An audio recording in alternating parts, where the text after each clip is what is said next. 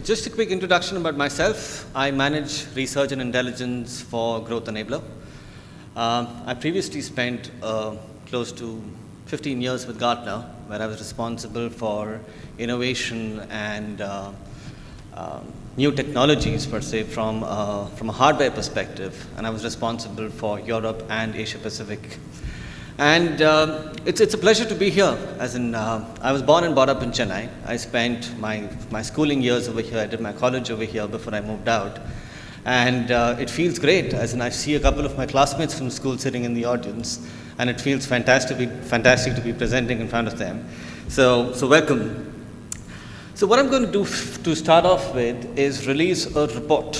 Very soon on your mobile phones, we get a text message with a link to a report. This is a Growth Enabler published report that talks about the top 15 startups in Chennai. All right? So how do we go about calculating these 15 startups? What is the rating parameter? So Growth Enabler evaluates each and every startup across close to about 65 different parameters. Okay? So these parameters include leadership, includes financials, includes the product in itself, includes social media presence, includes our perception or views in terms of the future of that company, etc., etc. All right, so it's fairly exhaustive, and these startups, these 15 startups that we have listed on the report, are spread across a number of areas, from IoT to AI to, digital health, etc. There is a lot of innovation that is really happening over here. And in fact, we had to kind of identify the top 15 looking at a sample size of close to about 3,200 something startups. All right, so it's been a tough challenge getting up with these top 15. So please enjoy the report, and if you do have any questions, do reach out to us. Okay, and of course, the startup rating that we have on the platform. And in fact, so I built a platform basically. So you get onto the platform, you type your business problem, and the platform allows you or gives you a curated list of 50, 60 different startups that you can possibly work with. All right, and if you're a startup, it makes great sense for you to kind of go ahead and fill up your information on the platform. So as a business, we basically kind of connect startups to corporates. All right, we identify some of the business problems that corporates are dealing with, and we kind of go ahead and recommend startups that they might want to kind of engage with. So it's worthwhile for you to kind of look at filling up your details on the platform as well. Things are getting very, very, very complicated. Previously, go back 5-6 years, anything related to IT was pretty much the CIO's problem or the IT team's problem. They were responsible for keeping the systems alive, keeping the lights on, looking at innovation, looking at new technologies, looking at vendor management. The list was endless. But things have dramatically changed in the last, say, 4 to 5 years, because organizations, for starts, the roles within organizations have changed quite considerably. Businesses are getting involved a lot more aggressively in terms of what IT decisions have to be made. Okay? You as a C-suite are responsible for looking at innovation, looking at what's best for your business, looking at the roadmap of technology for the next, say, few 5 years, looking at the vendor landscape in terms of what are some of the startups or vendors that you want to kind of work with. All right? And basically, if you're a C-suite, I think what's happening today is that a lot of the C-suite actually have this creepy feeling that I used to respond or report to one person previously, but nowadays there are a lot more people getting involved in terms of answering or asking me how I'm doing in my business. I have the charter of profitability, I have the charter of flexibility of my organization, I have the charter of making sure that my organization is nimble enough, and of course I have the charter of also making sure that the rest of the business works with me in terms of the priorities and in terms of some of the other priorities that I've already listed out. Okay, so things are getting very, very difficult. But then having said that, There is a lot of innovation that is happening today that can respond to a lot of the questions that you have in terms of how do I make sure that I'm super efficient in my work? How do I make sure that I do not miss an opportunity that is available to me outside, which my corporates or my competitors are gaining in the market with? Okay, so those are some of the things that I'll probably kind of talk about in my presentation.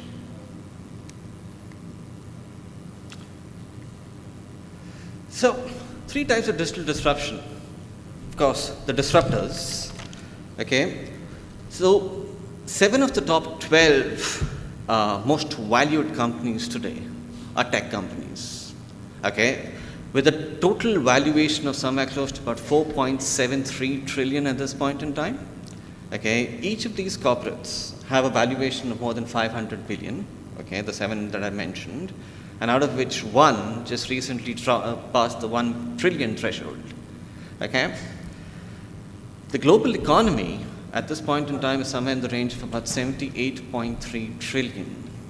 This is likely to go up to about 127 trillion in the next, say, 3 to 4 years. Those are massive numbers.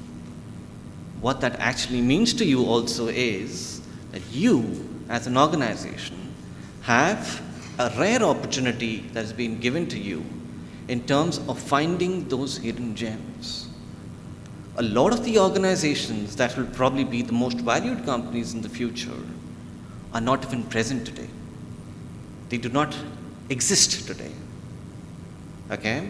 There is a study that says close to 40% of organizations which will probably be hitting the FTSE 100 or the FTSE 500 would probably be coming out of startups like you.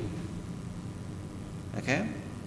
What is also interesting is that a lot of the products, or close to 80% of the products that you're going to be using tomorrow or sometime in the future do not exist today.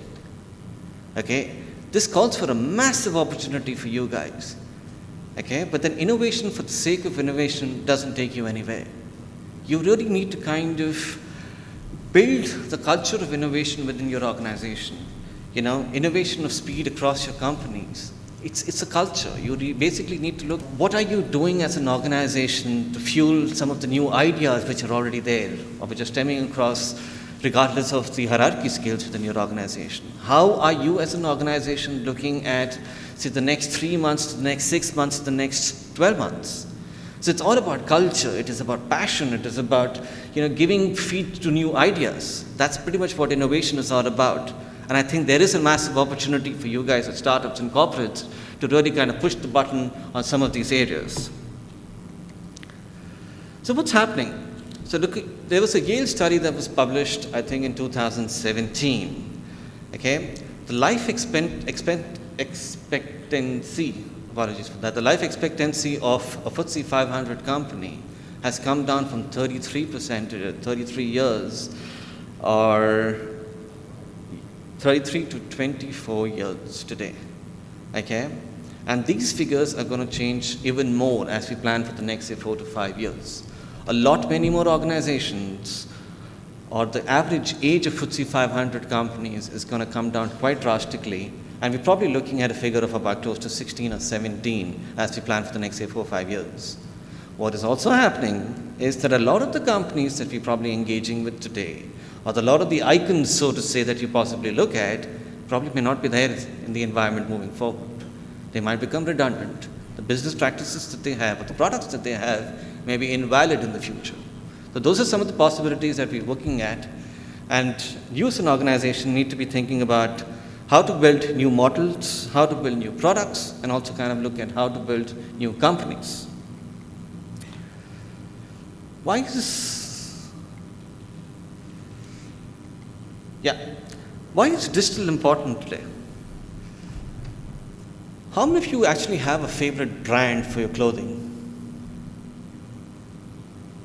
Fantastic. How many of you have a favorite brand for jewelry? Okay. How many of you have a favorite brand for consumer goods? Your headphones, your laptops, whatever be the case. Okay. So the number of hands that have been shown over here is a reflection of how the market is today. if you compare the market, say, to, say, let's just say 2008, 2010, right? Most organizations today, which are in a B2C practice, actually kind of struggle with maintaining brand loyalty and also maintaining, the brand image in front of their consumers. Okay, a lot of innovation that is happening today, be it across IoT, be it across artificial intelligence, is basically kind of focused on customer expectancy, understanding customers' preferences, tailoring a product around your customer.